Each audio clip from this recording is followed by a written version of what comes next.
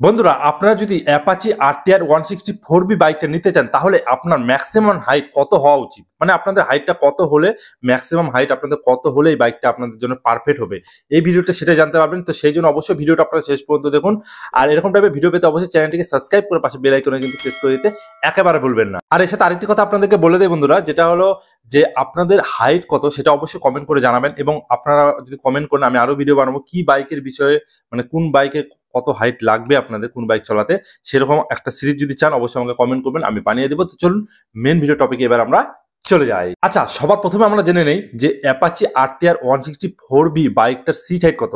তো এই বাইকের যদি সিট হাইটের কথা বলি, তাহলে 800 mm সিট হাইট আপনাদের রয়েছে। আর এই বাইকের যদি আমি কার্ব ওয়েটের কথা বলি, এই বাইকটি কার্ব ওয়েট রয়েছে 146 কেজি। তো ওজনটা এই কারণে বললাম, দেখুন যখন আপনাদের হাইটটা শর্ট হবে বা আপনাদের যদি ঠিকমতো ব্যালেন্স না করতে পারেন, তখন কিন্তু অসুবিধা, মানে বিশেষ করে অসুবিধাটা হয় তখনই যখন আপনার ট্রাফিকের মধ্যে যাবেন, যখন আপনাদের বাইকটা পিছন দিকে একটু ঘুরাতে হবে। তো এরকম টাইমে কিন্তু আপনাদেরকে অসুবিধায় ফেলবে আর কি।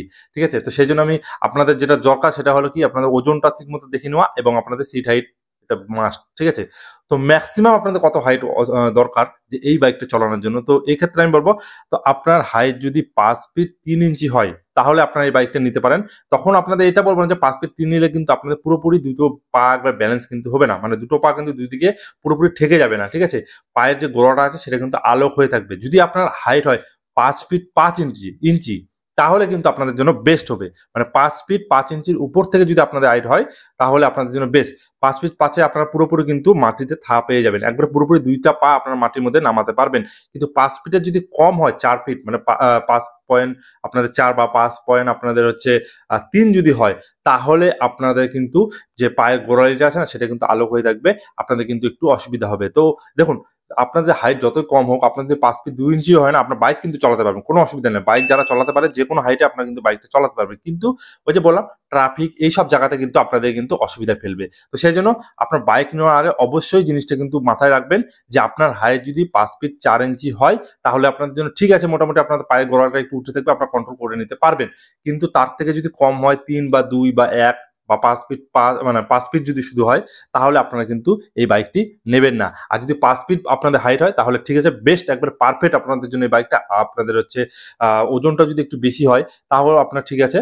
এবং বাইকের ওজনটা তো বললামই 146 কিলো রয়েছে। তো সেই অনুযায়ী আপনাদের ওজনটা যদি মোটামুটি ধরেন 60 কিলো বা 70 কিলো ওজন হয়, তো বেস্ট, কোনো অসুবিধা নেই। কিন্তু 5 ফিট 5-এর নিচে হলে আপনাদের একটু অসুবিধা হবে, কিন্তু 5 ফিট 5 হলে একবারে বেস্ট। 5 ফিট 6 7 বা আপনাদের 5 ফিট 8 9 বা 6 ফিট অব্দি যদি আপনারা এই বাইকটা রাইড করেন, কোনো কিন্তু অসুবিধা নাই। আর একটা কথা বলে দিই, এরপরে আমি এরপরে একটা ভিডিও পোস্ট করবো, সেটা হলো অ্যাপাচি আরটিআর 2বি নিয়ে। 2বি আপনারা যদি নিতে চান, তাহলে আপনাদের কত হাইটের দরকার সেটা দেখার জন্য অবশ্যই চ্যানেলটিকে সাবস্ক্রাইব করে পাশে বেল আইকনে প্রেস করে দিবেন। তো আজকের মতো এতটুকুই। সবাই ভালো থাকবেন, সুস্থ থাকবেন। Thank you, take care, bye by.